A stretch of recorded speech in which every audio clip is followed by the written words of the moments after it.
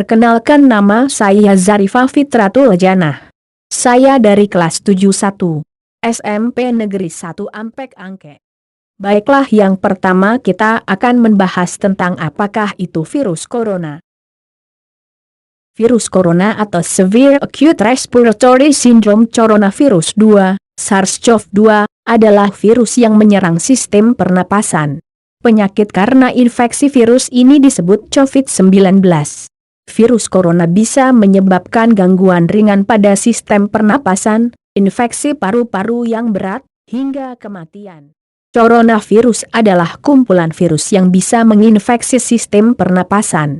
Pada banyak kasus, virus ini hanya menyebabkan infeksi pernapasan ringan, seperti flu.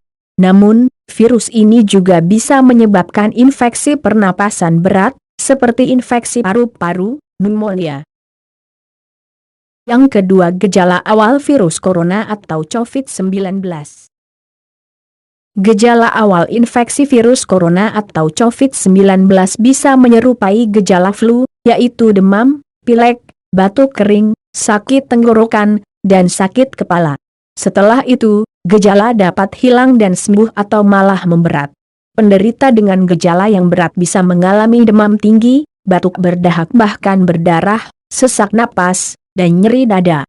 Gejala-gejala tersebut muncul ketika tubuh bereaksi melawan virus corona.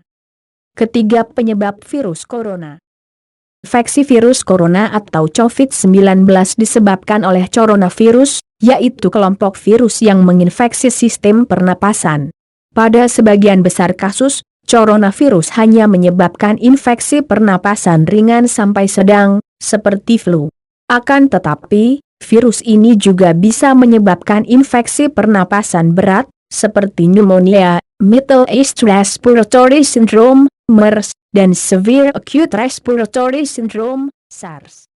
Ada dugaan bahwa virus corona awalnya ditularkan dari hewan ke manusia.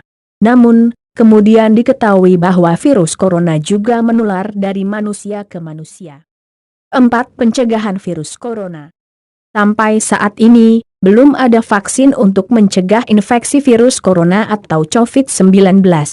Oleh sebab itu, cara pencegahan yang terbaik adalah dengan menghindari faktor-faktor yang bisa menyebabkan Anda terinfeksi virus ini, yaitu terapkan physical distancing, yaitu menjaga jarak minimal 1 meter dari orang lain, dan jangan dulu keluar rumah kecuali ada keperluan mendesak.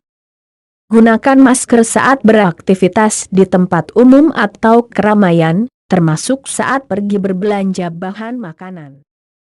Rutin mencuci tangan dengan air dan sabun atau hand sanitizer yang mengandung alkohol minimal 70%, terutama setelah beraktivitas di luar rumah atau di tempat umum.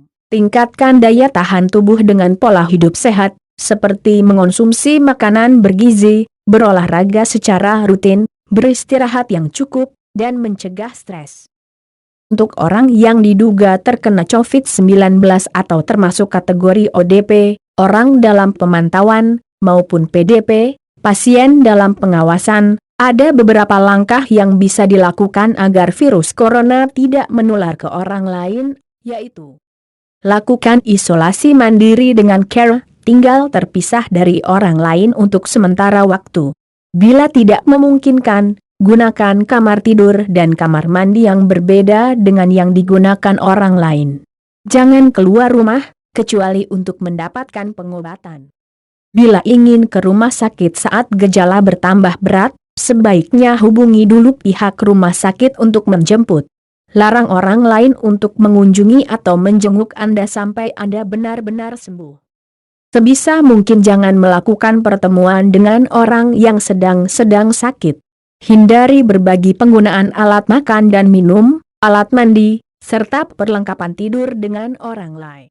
Pakai masker dan sarung tangan bila sedang berada di tempat umum atau sedang bersama orang lain. Gunakan tisu untuk menutup mulut dan hidung bila batuk atau bersin, lalu segera buang tisu ke tempat sampah. Sekian penyampaian materi yang dapat saya sampaikan.